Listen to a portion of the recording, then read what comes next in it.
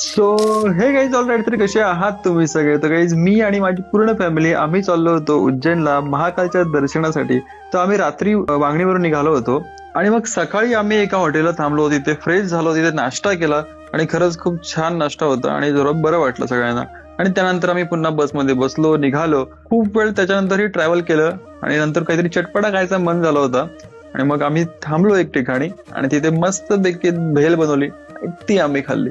खरंच तोंडाला पाणी सुटलं होतं. आणि त्यानंतर जेव्हा आम्ही मध्य प्रदेशच्या इंदौर या शहरामध्ये पोहोचलो आणि तिथे जो मुसळधार पाऊस चालू झाला, तर आम्ही गाडी साईडला लावली आणि शांत बसून घेतलं. आणि मग त्यानंतर फायनली आम्ही उज्जैनला पोहोचलो आणि तिथे आम्ही रूम घेतली आणि दुसऱ्या दिवशी आम्ही महाकालच्या दर्शनासाठी निघालो. आणि आता आम्ही महाकालच्या नगरीमध्ये उज्जैनमध्ये आहोत आणि इकडच्या रिक्षा मला काहीतरी वेगळ्याच वाटल्या. बघा तर तुम्ही पण. महाकालचं दर्शन करायचंय तर थोडं गेटअप नको चेंज करायला? मग अमोलदा आणि मी गेटअप चेंज केला.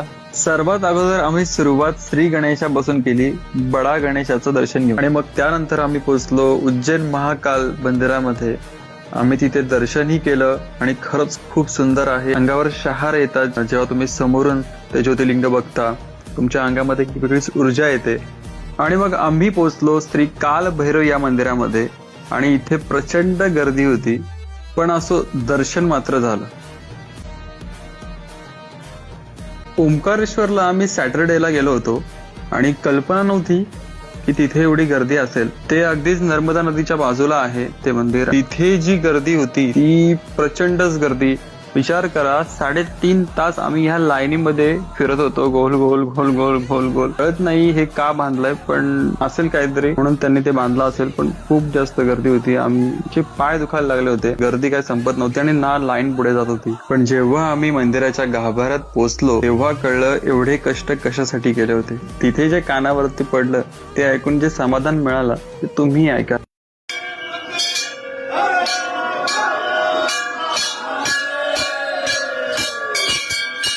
आणि त्यानंतर आम्ही देवी अहिल्याबाई होळकर यांचा किल्ला बघायला गेलो. इथे शिव मंदिरही आहे आणि हे खरंच खूप सुंदर आहे.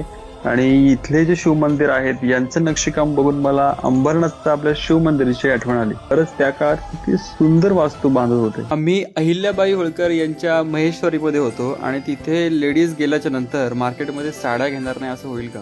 तर ह्या लेडीज आमच्या सगळ्या साड्या घ्यायला इकडे तिकडे मार्केटमध्ये फिरत होत्या. तर आम्ही बोललो काय करायचं बसून बसून. मग आम्ही घेतले मॅगीचे पॅकेट आणि सगळ्यांनी रात्री मॅगी बनवायला घेतली. आणि खरं सांगतो मॅगी एवढी छान झाली होती. युजली आपण घरी करतो तशी त्याच्यापेक्षा छान झाली होती, कारण की सगळे एकत्र येऊन मॅगी बनवण्यात